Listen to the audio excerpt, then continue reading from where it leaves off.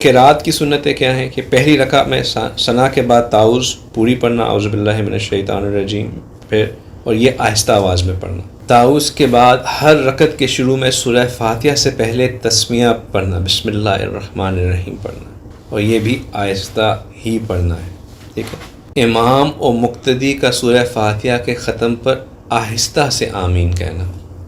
ہم آمین بالجہر کے قائل نہیں ہیں، ہم اونچی آواز میں آمین نہیں کہتے، جو کہتے ہیں ان کے اوپر ہم کفر کا فتویٰ بھی نہیں لگاتے، نہ ہی ہم ان کو کہتے ہیں کہ ان کی نماز غلط ہے، نہ ہی ہم کہتے ہیں کہ ان کے پیچھے نماز پڑھنا ناجائز ہے، نہ ہی ہم کہتے ہیں کہ یہ وہ بھی اپنے مذہب کے حساب سے، یعنی کہ اپنی فقہی اس کے حساب سے کرتے ہیں، اس میں بھی ان کے پاس باقاعدہ جوائز ہیں، ثبوت ہیں، سارا کچھ ہے، آپ اس کو غلط نہیں کہہ سکتے۔ پھر فجر اور ظہر میں جو ہے تلاوت طویل ہے۔ کتنی طویل ہے کہ رسول اللہ صلی اللہ علیہ وسلم سورہ حجرات اور سورہ بروج کے درمیان کی صورتوں کی تلاوت فرمایا کرتے تھے۔ عصر اور عشاء میں بھی اسی طرح اوسط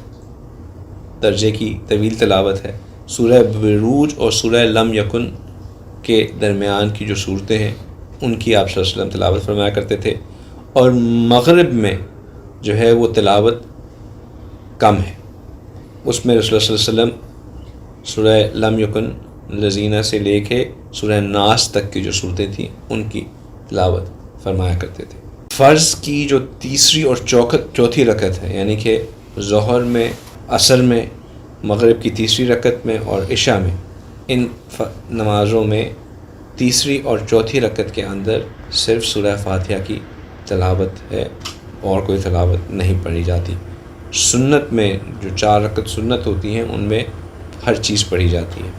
پھر فجر کی نماز میں پہلی رکعت کی تلاوت کو دوسری رکعت کی تلاوت سے طویل رکھنا، یہ ہر نماز میں یہی سنت مبارکہ ہے، لیکن فجر میں قدراً طویل رکھنا یہ مسنون ہے۔ قرات کی جو رفتار ہے یہ ہونی چاہیے کہ نہ بہت تیز ہو نہ بہت کم ہو، نہ بہت تیزی سے پڑھی جائے اور نہ ہی بہت آہستہ پڑھی جائے، یعنی کہ بہت رک رک کے پڑھی جائے، درمیانی رفتار میں پڑھنا یہ بھی مسنون ہے۔ یہ بھی سنت مبارکہ ہے کہ اگر آپ کے پیچھے آپ کو معلوم ہو کہ جن کی آپ امامت کر رہے ہیں اس میں ضعیف لوگ ہیں یا کوئی چھوٹا بچہ ہے جو کہ پریشان ہو رہا ہے، تو اس وقت اپنی نماز کو مختصر کر دینا،